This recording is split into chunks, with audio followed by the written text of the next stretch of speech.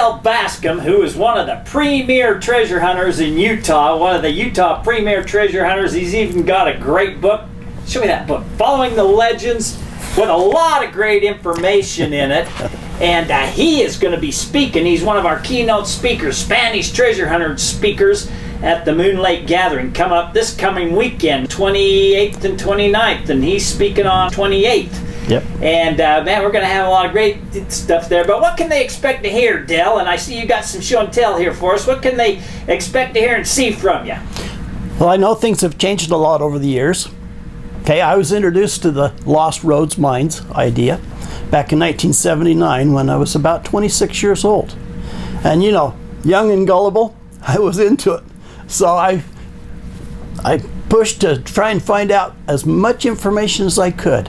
And I've gathered and collected a lot of information over the years, and I've been willing to share that. That's one of the reasons I wrote my book, because there's only so much time I have out there. I'd like to see other people be able to pick up where I've left off. And you know, I was in a time when there was a lot of symbols still out there, Spanish history, up on Mosby Mountain, for example, and so on.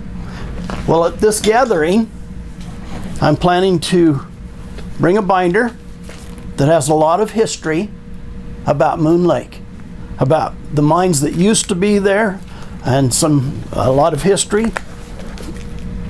Some of these trees are no longer there, or if they are, they're all burned up. So I just want to say, also Friday, at 10 o'clock, you're going to be given a tour of the Moon Lake area, things you knew. Yes. But like you said, there was a fire that went through there, and so a lot of that stuff's got burned up. And then after the fire, they had a lot of torrential rains, and so it destroyed a lot of the stuff. So it's not like it used to be, but you'll have pictures to show these people what it used to look like. You can show them where it's at? Yes, yes. Okay. We'll take the binder with us around the lake and point out some things that I know about. You know, I don't know everything, but I do know a few things, and so I'd love to share. And I'd love to have people get excited about our history. We want to share our history and preserve our history. There's so many trees that are being cut down or destroyed in one way or another, other things, and we're losing our history. Jeez. We've got to keep it alive. No wonder I like you, Dell. and you are at least a second, if not more, generation treasure hunter, because your dad was a Spanish treasure hunter, is up in the Uintas all the time, and so. He's the one that showed me the Spanish symbols up on Mosby Mountain. And they were some cool looking symbols. They really were. You're going to show them in your presentation? I sure will. Because they're come out and see it. Yep, I'd love to. So there's a lot of history in Utah. A lot of Spanish history. There's a silver bar that was found in Utah up on Hoyt Peak, along with other artifacts and so on. And that bar has markings on it, Spanish markings on it. Exactly. And I'll even tell you the connection to Mel Fisher if you're interested when you're there at the retreat. There's also been gold found in the Uintas. I have little nuggets, as well as I have some flake gold. And there's just a lot of history. It's so much fun to get into this stuff. So I think, and I don't know this, I'm not 100% sure what you're talking about, but I think maybe the main thing, it's going to be about Spanish treasures in the Uinta Mountains, but one of the main things that I think a lot of people want to hear about is this copper map. Are you willing to share a little bit about this copper map and talk about this thing? Yeah, this is a laminated version of it. Okay. And the copper map, the history of it, if you will, goes back to 1901 when somebody checked it out from the church archives. They borrowed it, checked it out, whatever they did, but they didn't happen to give it back or take it back. So it was in the possession of the family until the last descendant that was interested in getting rid of it, if you will, willing to part with it, let's say. We were able to acquire that in 2000. And so we have that in our possession, and we can refer to it. And what I'll do during the presentation is I'll show you the symbols that are on the copper map, and show you where we found those symbols in real life. Wouldn't that be fun? Heck yeah. And so this copper map has to deal with the Spanish treasures that was found, and it was all marked onto this copper, and you're going to tell that whole story of all that. Yeah, James M. Barlow was the silversmith for the church back in 1863. And Thomas Rhoades gave him the information, and he was able to make the copper map from that information. And so to preserve the history and to document where the church was getting some of its gold, I believe. Can't prove it, of course, but it does have the name of the church in the upper left corner.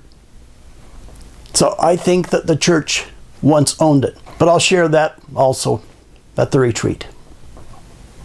So on top of that, though, also you kind of got some kind of a dowsing thing that you really believe in, and I'm gonna ask you on Saturday during the day.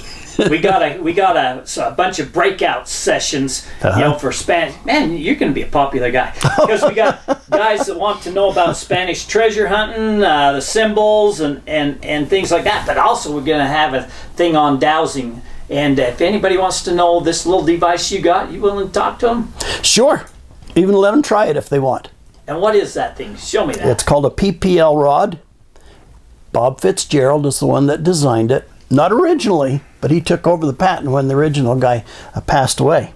But it has 5 magnets in the tip, a nugget, chemically altered sand, and sulfur crystals. And it locks to gold. Right there you've got the bank down the street. And you can see that it locks to it. Anyway, I'll be glad to let somebody try it.